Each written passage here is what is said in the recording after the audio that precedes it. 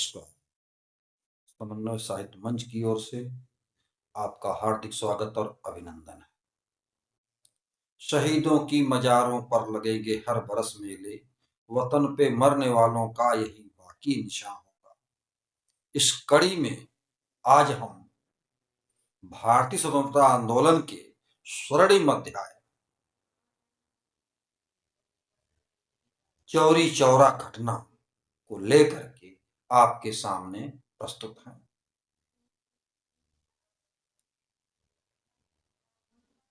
महात्मा गांधी जी ने 1920 में असहयोग आंदोलन शुरू किया।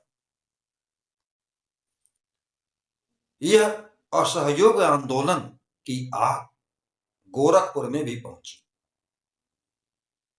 यहां पर महात्मा गांधी जी ने बाले मियां के मैदान से लोगों को संबोधित किया। असहयोग आंदोलन के दौरान कांग्रेस के स्वयंसेवक, जिन्हें सुराजी कहा जाता था, जगह जगह जाकर के प्रभात फेरी निकालते थे और लोगों को विदेशी कपड़ों का बहिष्कार करने के लिए प्रेरित करते थे। असहयोग आंदोलन का ही प्रभाव था कि लोगों ने विदेशी कपड़ा पहनना छोड़ दिया, बच्चों ने विद्यालय त्याग दिया,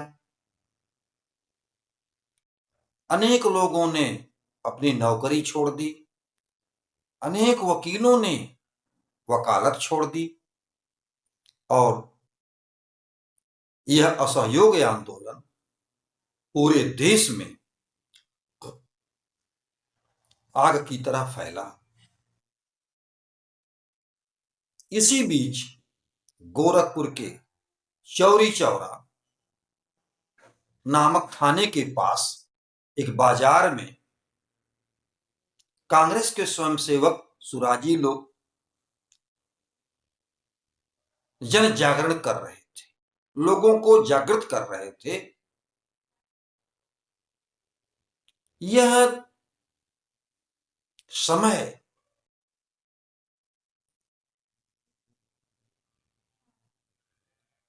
में गोरखपुर के आसपास विदेशी कपड़ों का बहुत बड़ा बाजार था और विदेशी कपड़ों का बाजार धीरे धीरे पतन की ओर जा रहा था और असहयोग आंदोलन ने इसको और प्रभावित किया। इसी बीच में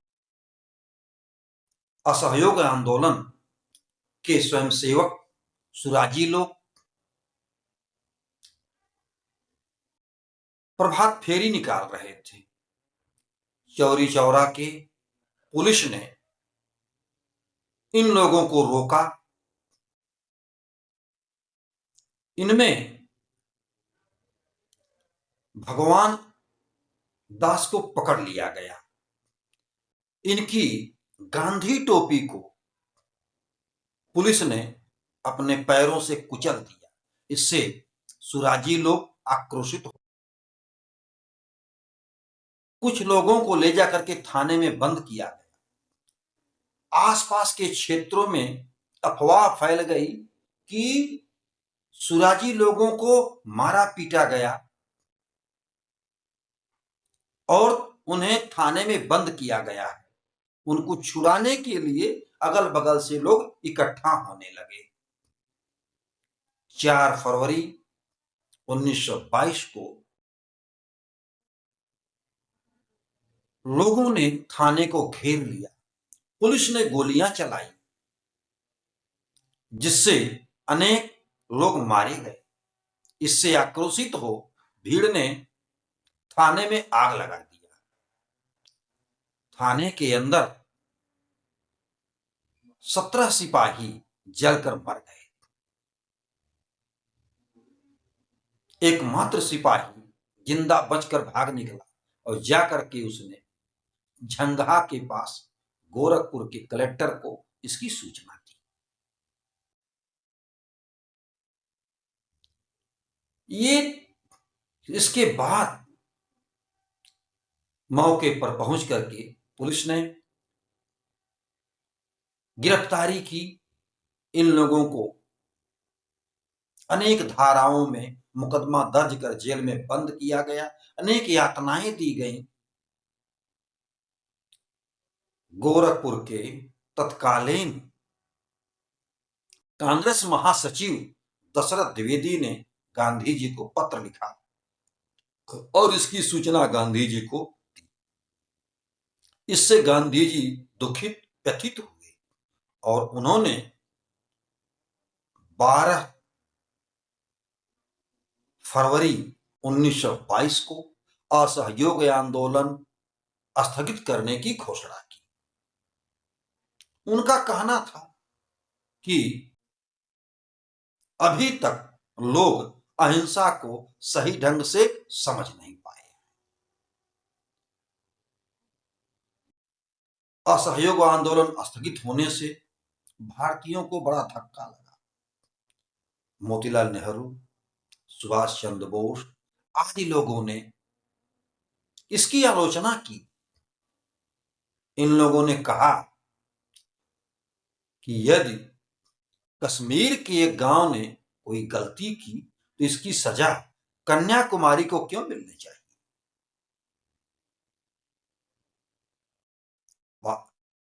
वहां गोरखपुर सेशन कोर्ट से अनेक लोगों को सजा दी गई। कुछ लोगों ने इसके विरुद्ध इलाहाबाद हाई कोर्ट में अपील की। इन लोगों का मुकदमा प्रसिद्ध समाज सेवी शिक्षाविद मदन मोहन मालवीय ने लड़ा। इस आंदोलन ने भारतीय स्वतंत्रता आंदोलन को गहराई से प्रभावित किया। यद्यपि यह आंदोलन स्थगित होने से आजादी प्राप्त करने की प्रक्रिया को धक्का लगा, किंतु कालांतर में इसने संपूर्ण भारतीय स्वतंत्रता आंदोलन को प्रभावित किया। इस आंदोलन ने भारतीय समाज में एकता का एक नवीन उदाहरण प्रस्तुत। इसमें आंदोलन में अमीर गरीब हिंदू मुस्लिम सभी लोगों ने एक साथ मिलकर के आजादी की लड़ाई लड़ी। किंतु दुखद बात यह है कि